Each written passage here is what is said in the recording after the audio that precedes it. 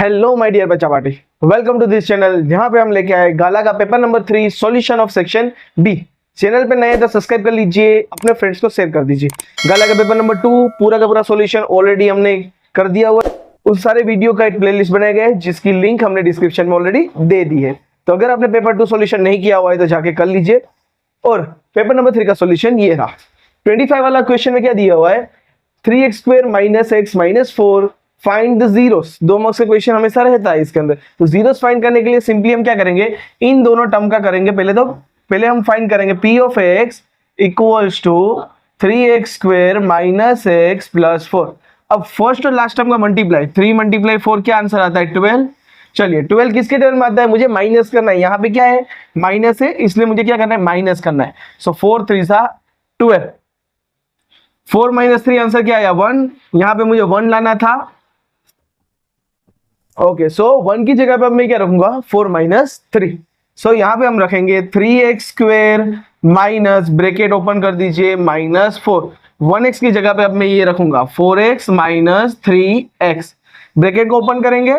सो 3x² minus अंदर गया, सो -4x minus minus plus 3x -4। चलो इन दोनों की जोड़ी बना देते हैं। सो कॉमन कुछ भी है, हाँ x कॉमन है, दूसरा कुछ कॉमन है नहीं है। सो दूसरा कौन से टेबल में ये आता है, 1 के टेबल में आएगा। सो 1 3 3, x बचा -4, 1 के टेबल में कब आएगा, 1 4 4। बाहर जो साइन है वो रखेंगे। अब कौन से टेबल में 3 और 4 कॉमन आएगा, 1 के टेबल में। 1 के टेबल में 3 कब आएगा, 1 3 x as it is, minus 1 के टेबल में 4 कब आएगा, 1 4।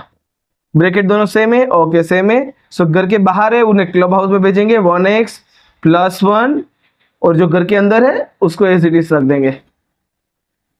सो p of x equals to 0 करके अब उसे हम सोल्व कर लेंगे। तो यहां पे मैं कर रहा हूं, चलिए। सो यही चीज को मैं इधर लिख लेता हूं, 1x + 1 3x - 4 equals to 0, 1x + 1 = 0 and 3x - 4 = 0। इसको एक साथ सोल्व करेंगे। सो x पहले लिख लो, इक्वल टू लिख लो। ये 1 सामने की हो जाएगा तो -1, डिनोमिनेटर में ये बात चला जाएगा 1, बराबर। सो क्या रखेंगे हम, -1 ही रख देंगे, चलेगा। पहले x लिख लो, इक्वल टू लिख लो। -4 है, सामने की हो जाएगा तो +4।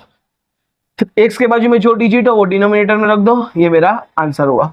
ये मुझे जीरोस मिल गया। चलिए 26 वाला सम्स देख लेते हैं। सो क्वेश्चन नंबर 26 के अंदर क्या दिया हुआ है कि मुझे सम ऑफ द जीरोस दे दिया है, प्रोडक्ट ऑफ जीरोस दे दिया है। अब मुझे फाइंड क्या करना है, क्वाड्रेटिक पॉलिनोमियल उसका फाइंड करना है। सो हमारे पास फॉर्मूला है जो उसका इस्तेमाल करेंगे। So sum of zeros equals to -b/a। Same तरीके से यहां पे हम क्या लिखेंगे, product of zero equals to √c/a। चलो सम ऑफ जीरो मुझे क्या दिया है, 0 equals to -b/a। Product of zero क्या दिया हुआ है, √5 इक्वल्स टू c/a। डिनोमिनेटर में कुछ नहीं दिया, यहाँ पे 1 होगा, तो यहाँ पे भी डिनोमिनेटर कुछ नहीं तो 1 रख देंगे। चलिए a, b और c की वैल्यू फाइंड करते हैं। सो a इक्वल टू क्या मिला, a के सामने है 1, b के सामने क्या है, ये माइनस है इसलिए -0, लेकिन 0 कभी भी नेगेटिव होता नहीं है, ना तो पॉजिटिव। 0 न्यूट्रल कंडीशन में तो b equal to 0। And c क्या मिला, c के सामने है √5। सो हम लिखेंगे standard form of quadratic polynomial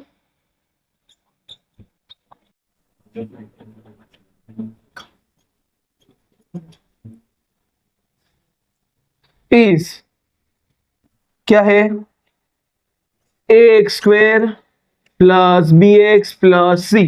value सबकी सब्स्टिट्यूट करेंगे, a की जगह पे 1 x² प्लस b की जगह पे 0 x प्लस c की जगह पे √5 equal to 0। So x² 1x² रखो तो 1x², नॉर्मल x² रखो चलेगा। ये टर्म हो गई 0, बचा क्या प्लस √5 इक्वल टू 0। और बीच में अगर 0x भी रखोगे तो कोई प्रॉब्लमेटिक नहीं है। नेक्स्ट वन क्वेश्चन देख लेते हैं। 27 वाला सम्स मुझे दिया हुआ है जिसके अंदर मुझे फैक्टराइजेशन मेथड से सोल्व करना है उसके रूट्स को। क्वेश्चन है 2x² - 5x + 3 = 7। तो सिंपल सी बात, हम क्या करेंगे, फर्स्ट और लास्ट टर्म को करेंगे मल्टीप्लाई। सो 2 मल्टीप्लाई 3, आंसर क्या आता है 6। मुझे करना है प्लस, ठीक है। सो फैक्टर लिख लेते हैं, 3 2 जा 6, मुझे करना है प्लस, यहाँ पे प्लस है इसलिए 3 + 2 क्या आता है 5, जो कि मुझे सेंटर टर्म मेरी मिल गई है। तो अब हम क्या करेंगे, 2x² माइनस ब्रैकेट बना लेंगे प्लस 3 = 0। अब 5 की जगह पे मैं क्या रखूंगा, 3 और 2 का, मतलब कि 3x + 2x। ब्रैकेट को जैसे ही ओपन हम कर देंगे तो क्या हो जाएगा, 2x² minus 3x minus plus minus 2x + 3 = 0। जोड़ी बना लेते हैं। सो क्या हो जाएगा, इन दोनों का कॉम्बिनेशन, सो कॉमन है x, अंदर बचा क्या, किसके टेबल में ये आता है, 1 के टेबल में। सो 1 के टेबल 2 का आएगा, 1 2 जा 2 x माइनस 1 के टेबल 3 का आएगा, 1 3 जा 3 माइनस, अब 2 और 3 किसके टेबल में आता है, 1 के टेबल में। सो 1 के टेबल में 2 का आएगा, 1 2 जा 2 माइनस प्लस माइनस 1 के टेबल में 3 का आएगा, 1 3 जा 3 = 0। सो 1x - 1 2x - 3 = 0। So 1x - 1 = 0 and 2x - 3 = 0। So x = -1 सामने की ओर जाएगा तो +1 हो जाएगा, एंड x = -3 सामने की ओर जाएगा तो +3, और x के बाजू में डिजिट 2 है इसलिए डिनोमिनेटर में 2 चला जाएगा। चलिए नेक्स्ट वन देख लेते हैं। क्वेश्चन नंबर 28 के अंदर क्या दिया हुआ है, मुझे फर्स्ट टर्म दे दी है जो कि a है = 7, 13 वाली टर्म मुझे दे दी है, वो क्या है 35। d मुझे फाइंड करना है। अब d फाइंड करने के लिए मैं ये वाली टर्म का इस्तेमाल करूंगा। सो a13 = 35, जो कि है गिवन में। a13 मतलब a + 12d = 35। a की जगह पे मैं क्या रख दूंगा 7। सो 7 + 12d = 35, 7 सामने चला जाएगा। सो 12d = 35 माइनस 7, 35 में से 12 जाएगा तो हमारा बचेगा 28। सो d = क्या आएगा 28, डिनोमिनेटर में आ जाएगा 12। सो ऐसा कोई टेबल है जिसके अंदर 28 और 12 दोनों आता हो, हाँ। 7 4 जा 28, 3 4 जा 12, 4 4 कट, तो d मुझे क्या मिल रहा है 7/3। डन। अब दूसरी चीज मुझे क्या फाइंड करनी है, H13 सम वाली फॉर्मूला क्या रहती है, सम वाली फॉर्मूला 2 है। यहाँ पे हम सेकेंड वाली फॉर्मूला इस्तेमाल करेंगे। फर्स्ट फॉर्मूले में क्या है, अगर मेरे पास लास्ट टर्म ना दिया हो ना तो, लेकिन यहाँ पे मुझे लास्ट टर्म मतलब कि 13th वाली टर्म ऑलरेडी मेरे पास है, फर्स्ट टर्म भी मेरे पास है, तो मैं डायरेक्ट इस्तेमाल करूंगा। सो Sn = n/2 a + an। Book के अंदर कभी कभी ऐसा भी देते हैं a + l, तो l मतलब के लास्ट टर्म, जो कि हम an से भी डिनोट करते हैं, बराबर है ना। मुझे 13th वाली टर्म फाइंड करनी है, तो s n की जगह पे 13 रख दो, यहाँ पे भी 13/2। a मुझे क्या दिया हुआ है a + a13।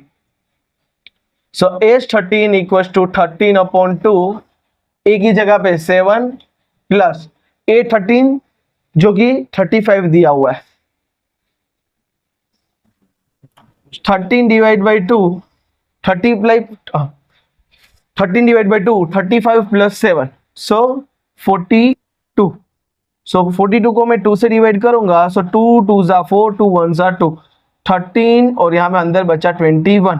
तो 21 13 जा क्या रहता है, सो 21 13 जा 3 1 जा 3, 3 2 जा 6, 0 1 2 3 7 2, आंसर आएगा 273, जो कि है मेरी H13 sum of 13th term. So next वाला सम्स देख लेते हैं। सो 29 वाले क्वेश्चन के अंदर क्या दिया हुआ है, मुझे एक एपी दी हुई है जो कि 3 8 13 ... 253 है। मुझे फाइंड करना है 20th टर्म। अब इतने इजी तो देंगे नहीं, लेकिन ट्विस्ट क्या किया फ्रॉम द लास्ट, मुझे पहले से 20वीं टर्म नहीं फाइंड करनी, लास्ट से 20वीं टर्म फाइंड करनी, तो माथाकुट नहीं करनी है। अगर मुझे एपी जो भी दी है उसको अगर मैं रिवर्स ही कर दूं तो फिर यहाँ पे मैं स्टार्टिंग के अंदर क्या करूंगा, रिवर्स एपी। तो रिवर्स एपी क्या आएगा, जो लास्ट टर्म होगी वो मेरी फर्स्ट हो जाएगी। सो 253, उसके बाद वाली टर्म मुझे नहीं ढूंढनी, ... फिर बचा 13, उसके बाद 8, उसके बाद 3। मैंने पूरी ही एपी को रिवर्स कर दी। तो मुझे लास्ट से जो 20 टर्म फाइंड करनी थी, अब मुझे क्या करना पड़ेगा, फर्स्ट से सिंपल 20 टर्म फाइंड करनी रहेगी। तो सबसे पहले मुझे क्या फाइंड करना पड़ेगा, D. So D equals to second term minus first term, यहाँ पे सेकेंड टर्म नहीं है तो मैं यहां से फाइंड करता हूं, 8 माइनस 30। सो डी मुझे क्या मिलेगा, -5। चलिए, सो A20 की फॉर्मूला लगाएंगे तो आंसर आएगा A + 19D। सो ए की वैल्यू ऑलरेडी है मेरे पास, तो यहां पे हम लिख लेते हैं A = 253, क्योंकि अब ये मेरी फर्स्ट टर्म है। सो 253 + 19 और D की जगह पे -5 आ जाए। तो 19 5 95 माइनस प्लस माइनस, और ये 253 एज इट इज। माइनस करेंगे 253 माइनस 95, 3 में से 5 जाएगा नहीं, ये 13 हो जाएगा, ये बन जाएगा 4। 13 माइनस 5, 13 माइनस 5 अगर हम करेंगे तो आएगा 8। 4 में से 9 नहीं जाएगा तो 4 का हो जाएगा 14, और बाजू में कट हो गया 1। 14 माइनस 9 5 और बचा 1। सो आंसर आया 158, जो कि A20 term. Therefore 20th term from the last term is 158। Clear? चलिए नेक्स्ट वाला कर देखते हैं। Thank you. 2 पॉइंट्स दिए हुए हैं, उसके बीच का डिस्टेंस मुझे ऑलरेडी दे दिया है 10 यूनिट है। तो फाइंड क्या करना है, फाइंड मुझे करना है ये y पॉइंट। चलिए कैसे करते हैं, डिस्टेंस मुझे दिया हुआ है, so I will write it PQ equals to √ 10 - 2 या फिर x2 - x1 का स्क्वायर प्लस y2 - y1 का स्क्वायर, √ x2 - x1 का स्क्वायर मतलब 10 - 2 का स्क्वायर प्लस y माइनस ये है -3 का स्क्वायर, और PQ की जगह पे मैं रख दूंगा 10। सो 10 इक्वल्स टू √ 10 - 2 मतलब कि 8 का square plus y minus minus हो जाएगा +3 का square. So 10 equals to √ 64 plus y + 3 का होल स्क्वायर मतलब कि y² plus 6x plus 6y plus 9। अब ऊपर स्क्वायर कर देंगे दोनों तरफ, स्क्वेयरिंग अबव इक्वेशन। सो क्या हो जाएगा, ये हो जाएगा 10 का स्क्वायर √ ये √ में चला जाएगा, 64 + 9 हो जाएगा 73 प्लस y² प्लस 6y का होल स्क्वायर। तो 10 का स्क्वायर हो जाता है 100 इक्वल्स टू, ये रूट गायब हो जाएगा तो बचेगा y² plus 6y plus 73। Therefore y² plus 6y plus 73 minus 100 equal to 0। सामने की ओर में 100 लेके गया, y²। ओके, सो 100 में से 73 को माइनस करेंगे तो आंसर आएगा 27। So y² plus 6y minus plus minus, तो 27 लगाया, bigger digit sign minus equal to 0। चलो यहाँ पे आएगा कुछ नहीं तो 1 होगा, स्प्लिट द टर्म करेंगे। सो 1 × 27 तो आंसर क्या आता है 27। 27 मतलब के 9 3 = 27, यहाँ पे माइनस है तो माइनस करेंगे तो 6 आएगा, मतलब कि 6 की जगह पे मैं 9 - 3 रखने वाला हूं। सो y² माइनस प्लस यहाँ पे माइनस रखेंगे 27 इक्वल टू 0, यहाँ पे आएगा 9y - 3y, y² plus 9y minus 3y minus 27 equal to 0। Common निकालेंगे तो y कॉमन आएगा, तो y प्लस 9, इन यहाँ पे जो माइनस है तो माइनस 27 और 3 किसके टेल में आएगा, 3 के टेल में आता है, 3 1 = 3 और यहाँ पे y आ जाएगा, minus minus plus 3 9 = 27 equal to 0, दोनों bracket same. So y - 3 y plus 9 equal to 0, y - 3 equal to 0 and y plus 9 equal to 0। तो y इक्वल टू 3 आया एंड y इक्वल टू -9 मिला। सो ये y की ऐसी दो वैल्यू मिली है जिसके अंदर मुझे ये PQ इक्वल्स टू 10 यूनिट मिल सकता है। चलिए नेक्स्ट वाला सम्स देख लेते हैं। सो दूसरे वाले क्वेश्चन के अंदर क्या दिया हुआ है कि 4 पॉइंट्स दिए हुए वर्टेक्स के, और मुझे बोला गया है पैरेललोग्राम जिसका हमने ऑलरेडी एक फिगर बनाया हुआ है। PQRS हमने सोचा हुआ है कि ये इसके पॉइंट्स के नाम हो सकते हैं, और यहाँ पे हमें जो पॉइंट्स इन ऑर्डर दिया हुआ है स्टेटमेंट के अंदर, इन ऑर्डर, या तो क्वेश्चन में इन ऑर्डर दिया होगा या तो रिस्पेक्टिवली दिया होगा, तो कंटिन्यू में पॉइंट्स लेने रहते हैं, तो हमने ये कंटिन्यू में पॉइंट्स ले लिए।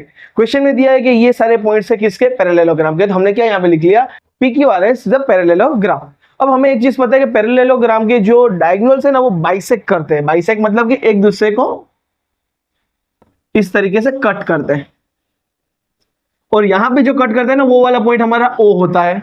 डन है। और दूसरी चीज मुझे क्या पता है कि ये इस तरीके से बाइसेक्ट करेंगे कि ये वाली जो लाइन है ना वो इक्वली डिवाइड होगी और ये वाली लाइन भी इक्वली डिवाइड होगी, मतलब कि ये दोनों ही लाइन का मिड पॉइंट होता है। तो हमने वही चीज यहाँ पे लिखी कि coordinate of mid point of PR, coordinate of the mid point of QS, मतलब कि अब मुझे कौन सी फॉर्मूला इस्तेमाल करनी है, यहाँ पे हमने देखो मेंशन है, हाईलाइट हर चीज में होता है। क्या होता है, मिड पॉइंट फॉर्मूला।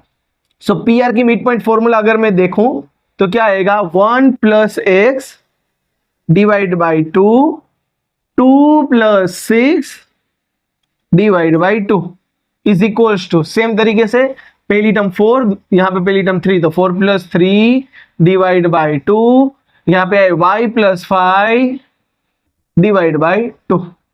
तो यहां पे हम क्या करेंगे, अब comparing x with x coordinate and y with y coordinate। So क्या आ जाएगा, 1 + x upon 2 equals to 4 + 3 divide by 2। तो 4 + 3 क्या होता है, 7 होता है, तो हम एक स्टेप यहाँ पे स्किप कर देंगे और यहाँ पे रख देंगे डायरेक्टली 7। एंड सामने की ओर देखेंगे तो 2 + 6 होता है 8 divide by 2 is equal to y + 5 divide by 2। चलिए डिनोमिनेटर का 2 2 कैंसल, तो बचा क्या, 1 + x इक्वल टू 7, तो x इक्वल टू 7 - 1, तो x इक्वल टू मेरे को मिला है 6। सेम तरीके से यहां पे अगर मैं बात करूं तो 2 2 कट हो जाएगा। So y + 5 equal to 8, y equal to 8 - 5, तो y मेरे को मिला 3। सो x की वैल्यू मुझे मिल रही है 6, y की वैल्यू मुझे मिल रही है 3। नेक्स्ट वाला सम्स देख लेते हैं। 32 वाले क्वेश्चन के अंदर मुझे क्या बोला है कि एक राइट एंगल ट्राइंगल है ABC जिसके अंदर B है वो 90 डिग्री है। तो सॉल्यूशन के अंदर वही चीज हम स्टार्टिंग में लिख लेते हैं कि in triangle ABC angle B मेरा 90 डिग्री दिया हुआ है, बराबर है। अब मुझे क्या दिया हुआ है, मुझे साइन C और टेन C फाइंड करना है। सो साइन की अगर मैं बात करें, C यहाँ पे बोला है तो C पे मैंने एंगल रखा है। साइन की बात करें तो मुझे ये सामने वाली साइड और ये हाइपोटेन्यूस ये मेरे को चाहिए। टेन में तो चलो कोई सामने ये 24/7 डायरेक्टली मेरे को मिल जाएगा। साइन के लिए मुझे क्या चाहिए, हाइपोटेन्यूस की जरूरत है। So by Pythagoras theorem,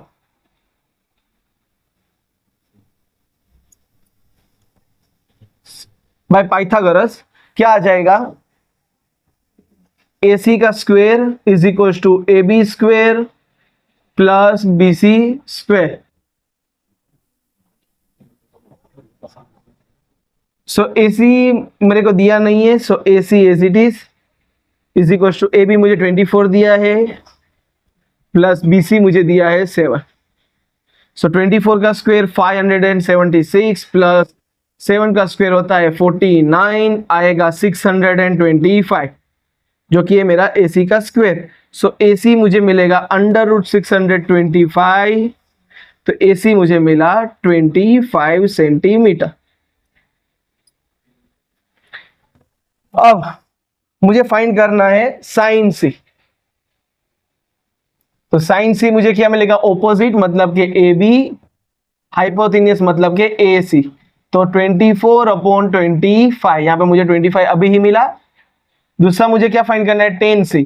ten के लिए ऑपोजिट मतलब कि AB अपॉन एडजेसेंट या बेस बोलो तो BC। सो आंसर आएगा 24/7। क्लियर है। चलिए नेक्स्ट वाला सम्स देख लेते हैं। सो 33 वाले क्वेश्चन के अंदर हमें क्या दिया हुआ है, इवेल्युएट करना है, मतलब कि इनकी वैल्यू सब्स्टिट्यूट करके सोल्व करना है।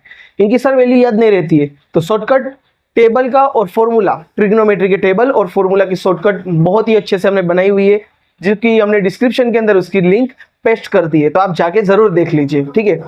सो यहाँ पे आप देख लीजिए, वैल्यू सब्स्टिट्यूट करेंगे 5 कोस स्क्वायर 60, मतलब कोस 60 आता है मुझे 1/2 पावर में आ जाएगा स्क्वायर, प्लस ये 4 as it is sec square, मतलब कि कोस की वैल्यू होती है √3/2, तो उसका उल्टा होगा 2/√3, उसका करना है स्क्वायर, माइनस 1045 होता है 1, तो 1 का स्क्वायर। ये तो फॉर्मूला से ही पता चल रहा है कि sine square theta plus cos square theta, अगर दोनों का थीटा मतलब कि दोनों की ये वाली डिजिट सेम हो और दोनों स्क्वायर हो ना, तो आंसर डायरेक्टली 1 आता है, लेकिन यहाँ पे वैल्यू दी हुई है तो हम सब्स्टिट्यूट कर देते हैं। सो साइन 30 होता है 1/2 का स्क्वायर, प्लस कोस 30 होता है √3/2 का स्क्वायर। चलिए सो वैल्यू सब्स्टिट्यूट कर दिए, अब सोल्व करेंगे। सो 5 एज इट इज, 1 का स्क्वायर 1, 2 का square 4, plus 4 as it is, ये 2 का स्क्वायर 4, √3 का स्क्वायर 3, माइनस 1 का स्क्वायर 1, डिनोमिनेटर में चले जाए, 1 का स्क्वायर 1, डिनोमिनेटर में आएगा 4, प्लस √3 का स्क्वायर है 3 और डिनोमिनेटर में 2 का स्क्वायर 4। नाउ 5 1 जा 5 और नीचे आया 4, प्लस 4 4 जा 16, डिनोमिनेटर में आया 3 माइनस 1, ये हो जाएगा 1 + 3 और नीचे आ जाएगा 4।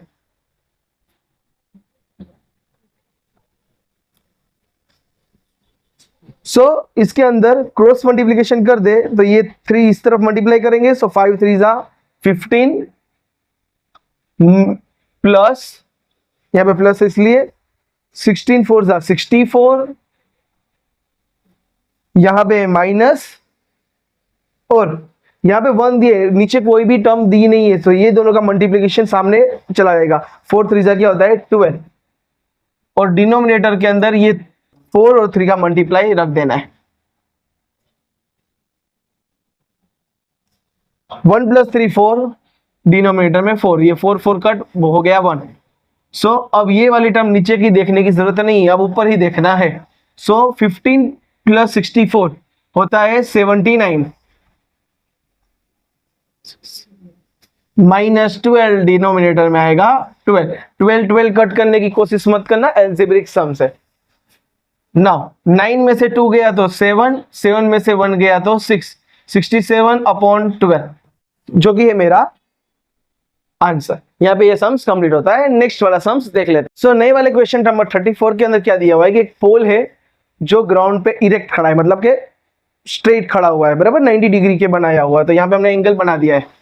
अब ग्राउंड से कुछ दूरी पर जाके वहां से एंगल ऑफ एलिवेशन, मतलब कि यहाँ पे 60 डिग्री बन रहा है, जो पोल की हाइट को हम देख रहे हैं ना, तो वो क्या बन रहा है 60 डिग्री बन रहा है, बराबर। अब मुझे क्या फाइंड करना है, height of the pole find करना है। तो सिंपली मेरे पास बेस दिया हुआ है, मुझे हाइट चाहिए, तो ये क्या है एंगल के सामने ऑपोजिट और एंगल के बाजू में है बेस, या फिर ऑपोजिट अपॉन एडजेसेंट, या फिर perpendicular upon base. Perpendicular upon base मतलब कि मुझे क्या देखना है 10।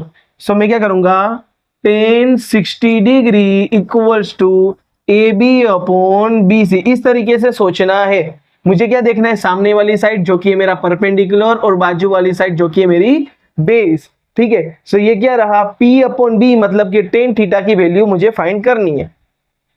सो किस तरीके से ये सब याद रखना है उसकी ऑलरेडी ट्रिक्स एंड टिप्स जो हमने ऑलरेडी वीडियो बना लिए, जिसकी हमने लिंक पेस्ट कर दी है डिस्क्रिप्शन में, देख लेना। 10 60 होता है √3, वैल्यू याद रखने के लिए भी सेम ही वीडियो रहेगा। AB क्या है कुछ नहीं पता, एंड ये वाला BC क्या दिया हुआ है 20, 20 सामने जाएगा तो AB इक्वल्स टू 20 √3। हालांकि ये सम्स यहाँ पे हो जाता है सोल्व, लेकिन क्वेश्चन में ट्विस्ट क्या किया, मुझे √3 की वैल्यू दे दी, मतलब अब मुझे √3 की वैल्यू अंदर सब्स्टिट्यूट करके मल्टीप्लाई करना है। सो 20 √3 की वैल्यू 1.73, सो 1.73 मल्टीप्लाई 20, मतलब 2 रख देते हैं, 2 3 जा 6, 2 7 जा 14, 2 1 जा 2 + 1 3, तो यहाँ पे अगर 0 होगा तो यहाँ पे भी 0 आ जाएगा। सो आंसर आया 3460। पॉइंट के बाद कितनी डिजिट है? 2 डिजिट है, तो 2 डिजिट के बाद पॉइंट कर देंगे तो यहाँ पे आ गया मीटर। इस तरीके से हम मल्टीप्लिकेशन कर लेंगे। बेसिक मल्टीप्लिकेशन जो डेसिमल वाला होता है किस तरीके से करना है उसकी भी हमने ऑलरेडी वीडियो बना दी है, जो कि हम डिस्क्रिप्शन के अंदर उसकी भी लिंक पेस्ट कर देंगे। तो कुछ ही 1-2 मिनट की वीडियो है, वो भी आप जाके देख लेना ताकि और क्लियरली आप अंडरस्टैंडिंग पे जा सके। चलिए नेक्स्ट वाला सम्स देख लेते हैं। तो नेक्स्ट वाले क्वेश्चन 35 के अंदर क्या दिया हुआ है कि एक मेरे पास सिलेंडर है जो कि इस टाइप से एक सिलेंडर दिया हुआ है, हालांकि सिलेंडर जैसा है नहीं बट सिलेंडर अभी के लिए हम मान लेते हैं, बराबर है। सिलेंडर दिया हुआ है, अब उसके अंदर से मैंने स्कूपिंग मतलब कि हम सिंपली आइसक्रीम किस तरीके से निकालते हैं वैसे ही अंदर का हिस्सा मैंने हेमिस्फीयर की तरीके से ऊपर और नीचे वाला टाइप से ये निकाल दिया। ये हमें हमारे एक स्टूडेंट ने गिफ्ट किया था, 10th में थे तब, बहुत ही अच्छा लगा, आज उनको ये चीज काम आ रही है। सो इस तरीके से कुछ अंदर कर्व जैसा बनता है, वैसे ऊपर और नीचे दोनों की तरफ ये बनता हुआ है। अब मुझे फाइंड क्या करना है, ये जो आर्टिकल तैयार हुआ है ना उसका टोटल सरफेस एरिया फाइंड करना है। टोटल सरफेस एरिया मतलब के हर साइड, ये साइड, ये अंदर की साइड, क्योंकि ऊपर तो ये इस तरीके से नहीं रहा ना सर्कुलर फॉर्म में, ये अंदर की तरफ बन रहा है, बराबर है। तो ये देखिए ना, तो पहले तो ये क्या दिख रहा है, सिलेंडर, बराबर है। अब सिलेंडर के अंदर भी ये वाला ऊपर के दोनों साइड तो गायब है, तो मतलब ये क्या हुआ, curve surface area of cylinder आया। तो पहले तो मुझे क्या, देखो क्वेश्चन में एक चीज आप नोटिस करना, जो यहाँ पे हम क्वेश्चन आपको दिखा रहे हैं ना, जिसके अंदर मुझे दिया हुआ है रेडियस 3.5 मीटर, जो कि गाला के अंदर गलत दिया हुआ है, तो वो आप सुधार लेना, ठीक है। 3.5 मीटर नहीं है, 3.5 सेंटीमीटर दिया हुआ है। सो यहां पे हम देख लेंगे total surface area of article and article.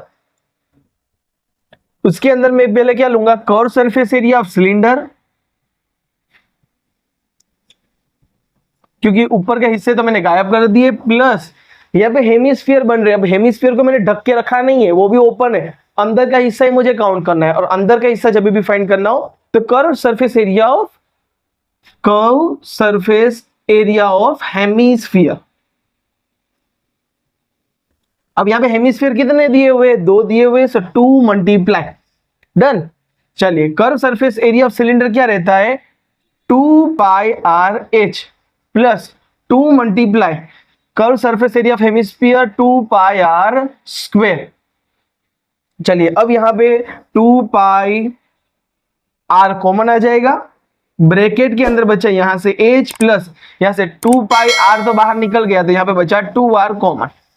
सबकी वैल्यू रखेंगे, 2 मल्टीप्लाई पाई की वैल्यू 22/7, रेडियस है 3.5 मतलब कि 35/10, हाइट मुझे कितनी दी हुई है 10 प्लस 2 मल्टीप्लाई रेडियस है 3.5। सो 7 1 जा 7, 7 5 जा 35, यहाँ पे आएगा 5 2 जा 10, तो ये 5 5 कट, और यहाँ पे ये 2 और ये 2 कट, तो रिमाइंडर जो बचा है वो लिख लो। यहाँ से बचा है 22 मल्टीप्लाई कुछ और नहीं दिख रहा है 10 प्लस 35 2 जा 70, और 70 के अंदर भी यहाँ पे पॉइंट रखना है, मतलब कि 7.0। सो अगर हम इधर देखें 22 मल्टीप्लाई 10 प्लस 7 होता है 17, तो 17 मल्टीप्लाई 22 करेंगे तो आंसर हमें मिलेगा 374 सेंटीमीटर स्क्वायर, जो कि है total surface area of article. Clear है। चलिए नेक्स्ट वाला सम्स देख लेते हैं। तो नए वाले क्वेश्चन के अंदर क्या दिया हुआ है कि एक क्यूब है जिसको मुझे क्रेव्ड करके मतलब कि काटाकुटी करके सिंपली मुझे उसको स्फीयर के अंदर कन्वर्ट करना है। और स्फीयर भी कैसा होना चाहिए, जिसकी लार्जेस्ट डायामीटर हम बना सके, उस क्यूब में से वो वाला क्यूब लेना है। यहाँ पे एक डायग्राम ड्रॉ किया है जो कि ये स्क्वायर और सर्कल बनाया हुआ है, तो उसके अंदर टेक करने की जरूरत नहीं है। मैंने यहाँ पे हमने सिर्फ वन फेस को हम देख के बात कर रहे हैं, समझने के लिए, बेटर अंडरस्टैंडिंग के लिए हमने ये चीज की हुई है कि अगर मुझे एक क्यूब दिया हुआ है, सिंपली अगर मैं स्क्वायर भी कंसिडर करूं तो स्क्वायर के अंदर मुझे अगर एक सर्कल बनाना है तो क्या करूंगा, ये सर्कल इस स्क्वायर की हर साइड को क्या करनी चाहिए, टच करके जानी चाहिए। वो मेरा मैक्सिमम सर्कल हो, उससे कम लिया तो मिनिमम होगा, और अगर टच के सिवाय मतलब बाहर गया तो वो क्या हो गया, वो मैक्सिमम नहीं हुआ, वो आउट ऑफ द बॉक्स चला गया।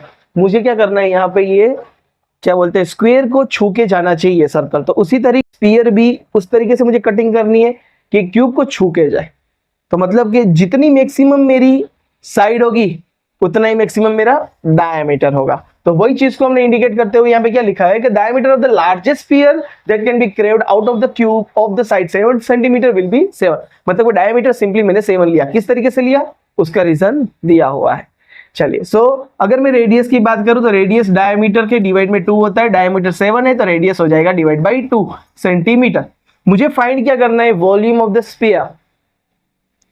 सो volume of sphere equals to 4/3 pi R cube. 4/3 pi की वैल्यू 22/7 मल्टीप्लाई रेडियस मतलब कि 7/2 क्यूब है, मतलब कि 7/2 में मल्टीप्लाई करूंगा 3 बार। ठीक है, चलिए, सो 2 2 जा 4 डन एंड 2 1 जा 2 2 11 जा 22 7 7 कट, जो बचा है वो लिख लेंगे 11 मल्टीप्लाई 7 7 जा 49 डिवाइड में आता है 3। मतलब के 49 मल्टीप्लाई 11 करेंगे तो आएगा 539/3, जिसको अगर मैं सिंपली डिवाइड करके देखूं तो आंसर मेरे को मिलेगा 179.67 सेंटीमीटर क्यूब। क्लियर। सो नेक्स्ट वाला सम सब देख लेते हैं। चैनल पे नए तो सब्सक्राइब कर लीजिए यार, इतनी मेहनत कर रहे हैं तो आपका मोटिवेशन और आपके प्यार की जरूरत है। लाइक कर दीजिए, शेयर कर दीजिए, ठीक है। और हम नेक्स्ट वन सम्स देख लेते हैं। माय डियर बर्ड चपाटी, तो आखिरी वाला सम्स हम देख लेते हैं क्या करना है। तो यहाँ पे हम देखेंगे मीडियन की फॉर्मूला, मीडियन बरोबर L plus n/2 minus CF upon F multiply H। चलिए, L की वैल्यू नोटेशन के अंदर क्या दी हुई है 125 प्लस n/2 मतलब कि 68 डिवाइड बाई 2 माइनस CF की वैल्यू दी है 22। डिनोमिनेटर में F की वैल्यू 20 लगाएंगे, मल्टीप्लाई करेंगे H के साथ जो कि है 20। ये 20 से ये 20 हम कर देंगे कट। 125 प्लस 68 को डिवाइड बाई 2 करेंगे तो आंसर आएगा 34। 34 माइनस 22 तो आंसर अब क्या आएगा 125 प्लस 34 में से 22 निकालेंगे तो 34 माइनस 22 करेंगे तो 4 माइनस 2 2 होगा और 3 माइनस 2 हो जाएगा 1। सो 125 प्लस 12 तो 5 प्लस 2 7 2 प्लस 1 3 और 1। सो ये मेरा मीडियन का आंसर है। चैनल पे नए हैं तो सब्सक्राइब कर लीजिएगा। मिलते हैं नई वीडियो में सेक्शन सी के साथ, तब तक के लिए गुड बाय।